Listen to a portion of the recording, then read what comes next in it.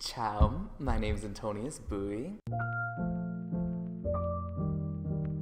I'm queer, I'm here, I live without fear. I'm a first generation Vietnamese American. I'm my ancestors' wildest dreams. And I am so grateful to be a full-time artist right now under the Housing and Arts Lab. Yeah. And then I'm so grateful that I know you too. I guess a lot of people know me for my hand-cut paper work, and I do hand-cut paper window displays, fashion, and at the moment I'm working on hand-cut paper portraits of queer people of color. During my time here, what I really want to do is create space and platforms for queer people of color to be seen, heard, and celebrated. So whether that's meeting someone, interviewing them, and photographing them to share their story, or opening up my studio on a weekly basis so we can just meet up and have conversations, have a time and space to heal, to talk about intergenerational trauma, what we're going through on a weekly basis, and to cultivate our own talents as well. So right now we're working on an exhibition for June. I'm bringing forth a lot of artists to have artist talks in this space. We plan to have movie marathons, and a couple of us just got accepted to talk at a conference as well on queerness. So it's great to be a transplant and to be so quickly embraced by the community here. And I think that only shows the necessity of space for queer people of color, because studio space is so expensive and rent is ridiculous, and oftentimes QPOC don't have the resources, and there's our stories need to be told. I think the meaning of paper has transformed a lot for me. I was thinking a lot about the origins of paper coming from Asia. How do I reclaim this material that is oftentimes used for simply celebration? We oftentimes see cut paper as a means to celebrate the new year or holidays, but I really like to reclaim that medium as a way to bring up issues within the Asian American Pacific Islander community. And I think so many of us fall into the trap of the model minority or become really complacent, and we need to confront all of these issues within our community, the anti-Blackness, and how do we break away from this very restrictive mode and this whiteness that we like to consume. You recently went to Vietnam. Yeah. So I wonder how that was, because when was the last time you went? So that was my first time ever going to Vietnam. Are you serious? Yeah. That must have been crazy to go back. Oh, that's crazy. Who'd you go with? I was originally going to go alone, and I bought a ticket without telling my parents because they suffer a lot of PTSD. And so I just bought a ticket and I told my siblings, and then they found out. And then I was like, Joseph, who's my fabulous younger queer brother, he's the one who really inspired me to become an artist. I love him. So he bought a ticket last minute and he was like, oh, I'm joining you. And I was like, what? This is gonna be the greatest trip ever. But it was transformational, paradigm shifting. And I wanna say it was one of the most balanced trips I've ever had in terms of time with my family members who I didn't even know existed. I met my grandpa's dying sister, and then his sister-in-law. I got to go inside his original house, and then I saw that in your snap. yeah, I was like, It was so beautiful. It was a bunch of land. mm-hmm. And then my grandpa's father's house is right next to it. And then on the other side of the spectrum, Joseph and I hung out with the queer artists of Vietnam. And then I also got to meet the big players like Din Q-Lay, Tuấn Andrew Nguyen, and all of these people that I've looked up to as I started my art career. And I'm like, wow, they're so down to earth and welcoming. And they were like, fuck Western art history. And I was like, oh. Yeah. But, okay, so since you're first generation Vietnamese American, and then it was your first time back in Vietnam, so did you feel a disconnect? I think my first instinct is to tell all first generation Vietnamese Americans who have the opportunity and resources to go back. And I understand there are many reasons why we would be hesitant to. I know I was personally, whether it's our families, PTSD, or not having anyone back there since you lost many relatives to the war. But it's so necessary, I feel like. I didn't realize how fractured my soul was until I got back. But like you said, I think I'm so hyper aware of when I'm considered Vietnamese, when I'm considered Vietnamese American, and when I'm just plain out American. And they're like, get out of our country. And you're like, wow, yeah, I need to understand that and be sensitive to the history that like my parents' generation endured. And I'm like this aftermath that's still trying to figure it out. But yeah, no, definitely moments where I'm like, oh my God, recognizing my privilege, being an American, like this passport is powerful. And like the friends I met there are like, I want to come to America. And I was like, oh my gosh, I want to start this Vietnamese American conference. And they were like, even with that, like we have less than a 10% chance of getting it through the government. And it's like, So yeah, like sure, we both have our issues, but also recognizing like, wow, I've been born into this privilege and I'm so lucky that my parents survived this trip here. Yeah. You should come next time. Like we should all go to Vietnam.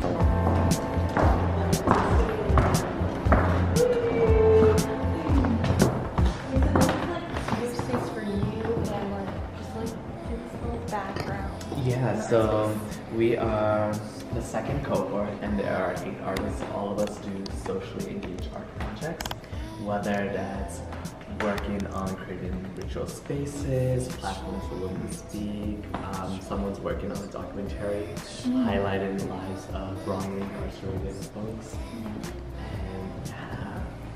And we are given 9 months of time, space, community, connections, and freedom to actualize projects. After you pin these, like what do you do? I know, they don't stick down. I'm gonna have to figure out a way to, I guess, to see it. Yeah. It says, my brown skin is just for me. For so long, I was ashamed of my brownness. I wanted to wipe away my prieto. I wanted my whiteness to cover me. I wanted English to be my only tongue. I wanted small, thin lips. But my brownness now, I love it. The way it protects me from the sun. The way it marks me as a survivor. The bonds I make upon seeing other brown people. My brown is just for me. My brown is me.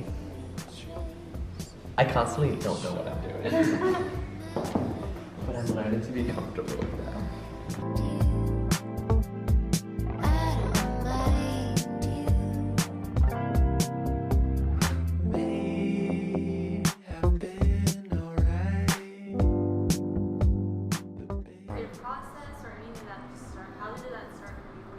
So most of my aunts and uncles have 4 kids, and I grew up in the Bronx, so I was around like literally this whole cast of performers.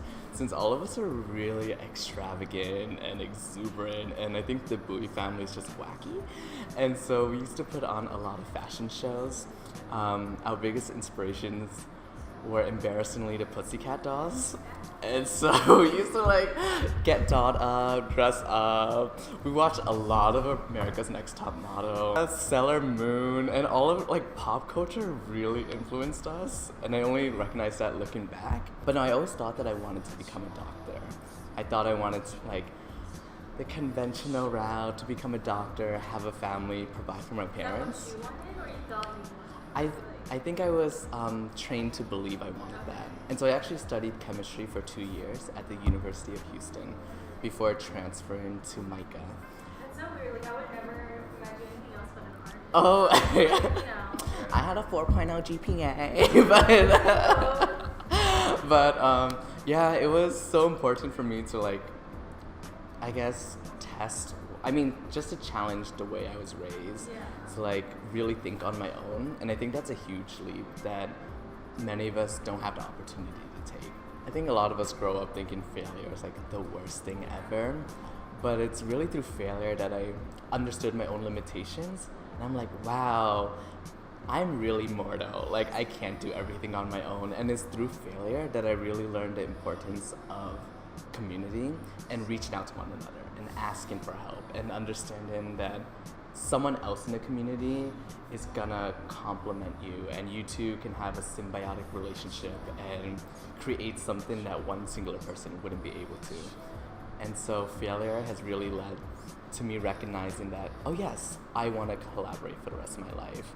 And it's through that magic really happens in my eyes. That's great because then you get like different viewpoints, different stories in your work. Especially like all the portraits. Are the portraits of people you know? Like, Yeah, I've met all of them so spontaneously, and it's almost like it's meant to be. Like, Amadia is a biracial witch in the Bay Area who actually grew up in the South, and I met her during my time at the Kala Art Institute Fellowship.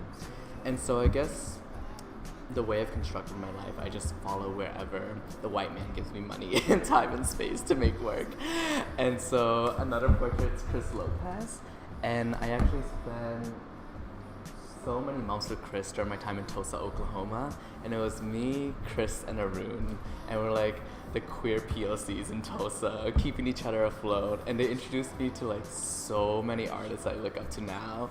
And if anyone doesn't listen to Lizzo, I really love Lizzo. And inscribed on his chest is a poem called My Brown Skin, and it's understanding that I guess like relationships take a lot of work. And I'm so honored to be able to portray all of these people and to have them be able to be vulnerable in front of me, to take their photo, and then to spend time with them in my studio. And I really hope that I'm able to maintain these relationships as my life continues. So yeah, I don't know. When you like always say, I don't know how you just do all those little lines and stuff. Like, how did that start? It was definitely as a form of meditation, and I think there's so many like starting points to this answer, but it did start as a form of meditation, and I think that really allowed me to explore so many different faiths beyond my Catholic upbringing. And then more recently, as I talk to more Vietnamese Americans, especially Vietnamese American artists, I'm realizing that like this very, very labor-intensive work is almost necessary to like my mental health. And I think a lot of it is this anxiety and depression and these mental health issues that aren't talked about in many Asian communities. And I'm realizing it now as I talk to my siblings, and they're growing up and they're like, I'm depressed, or I have so much anxiety, what do I do? And for me, it's been one way to combat all of that and to process intergenerational trauma. These are actually vintage photos that my brother and I found in Vietnam, and then they are just, I guess we were looking for photos that like hinted at queerness being evident in Vietnamese history. But if you see them, like, this person's gender is so ambiguous, and some of them, like, look at this. Oh, that's so cool. And then, like, this is love. Like, and then I really love this coloration. Oh, wow. But it's like, oh, and this one's really powerful. It's like two butch lesbians together. And I know I'm projecting a lot of this, but it's so great to see, like, even if it's just the way people express love, like familial love, it's nice to see such tender moments captured.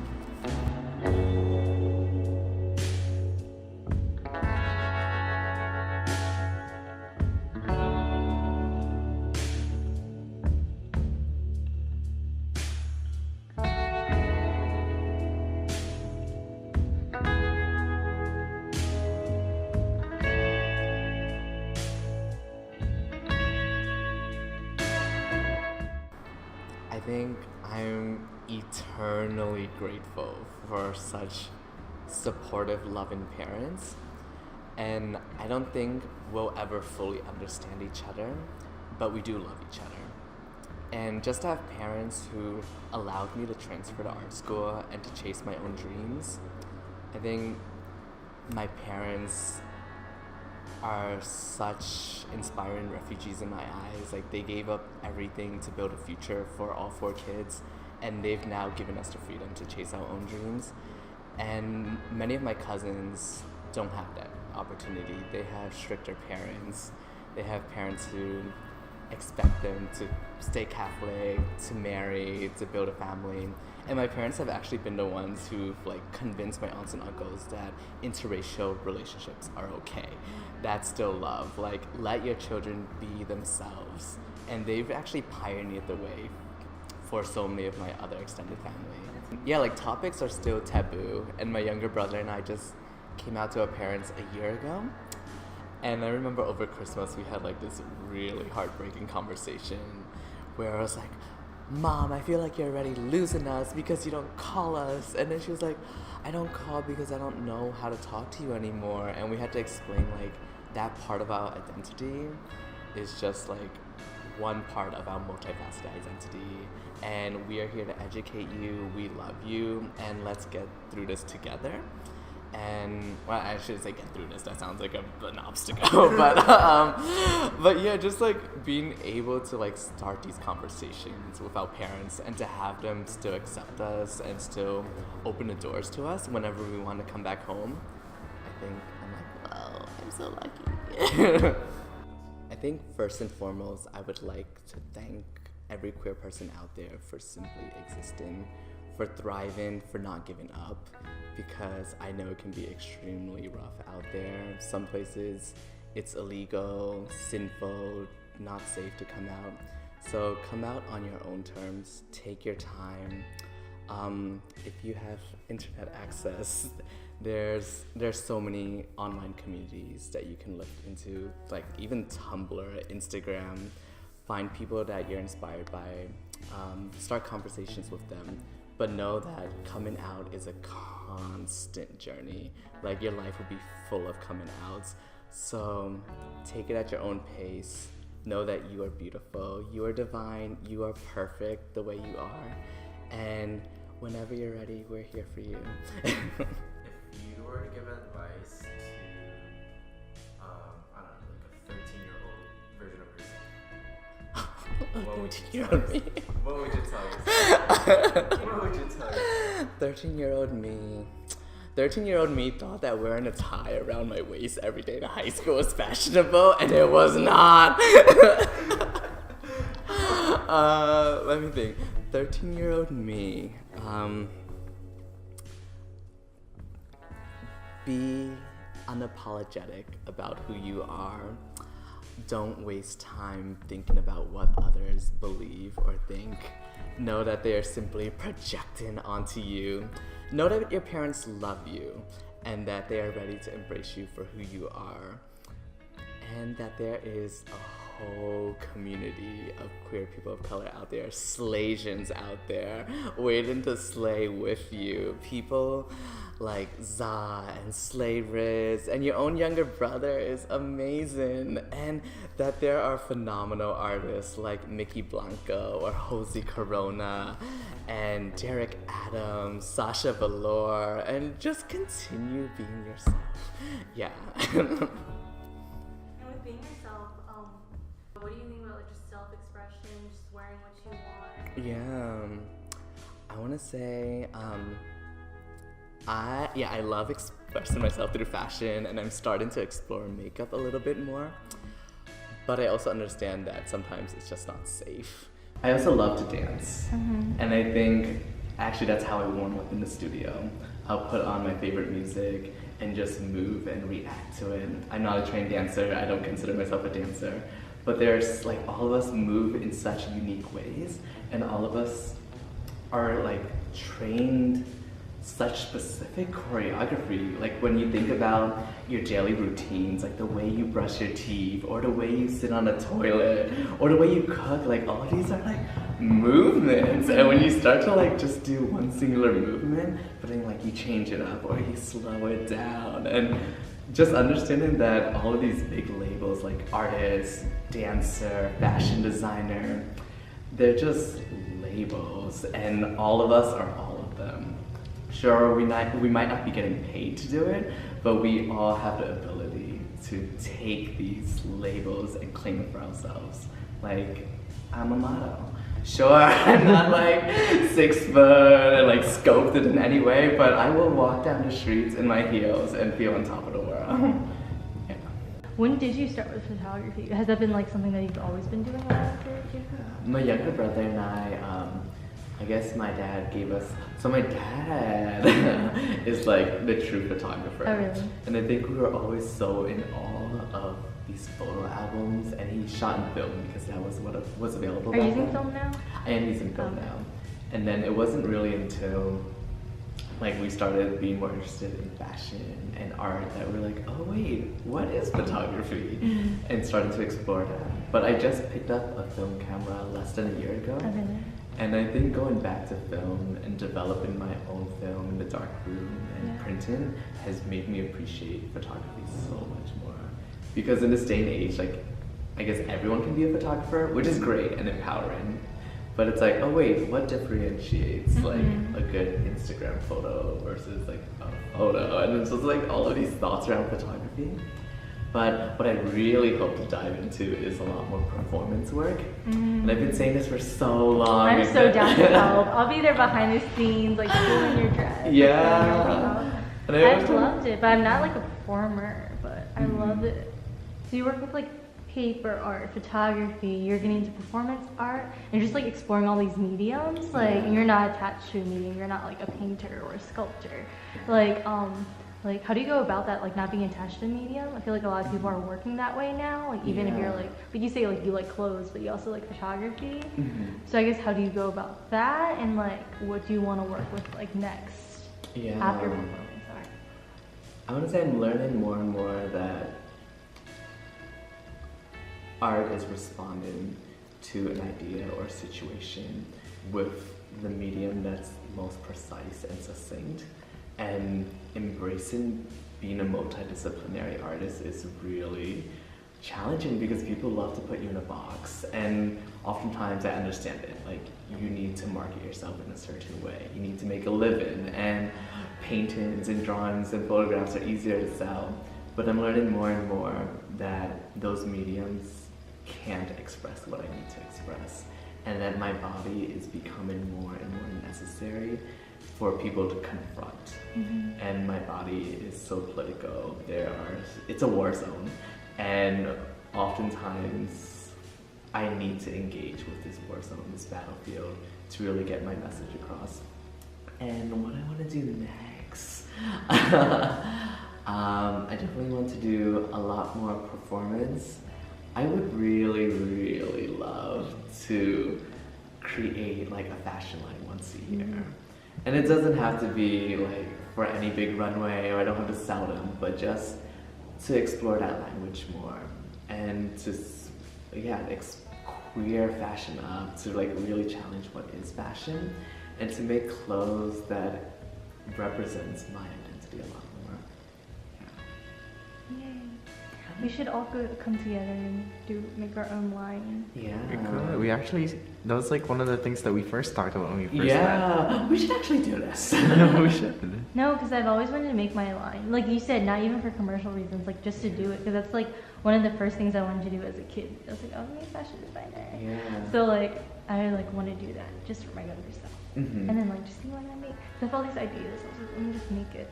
And I feel like fashion is oftentimes for me like the epitome of art. Yeah. It combines like textiles and construction, and then you work with models and photographers and stylists, and it's this beautiful collaboration that ends in this amazing, I don't know, it can be anything. It can be a runway, or it can just be a lookbook, and it lives in so many lives. And fashion. Such a complicated relationship with fashion. I know, the industry's crazy. I just want to make the pieces and then do whatever with it. Yeah. But do you want to leave us with anything else? I love you girls. But no, I've loved this opportunity to talk with both of you. And let's make the fashion line in the podcast. Let's turn it. Okay. Bye.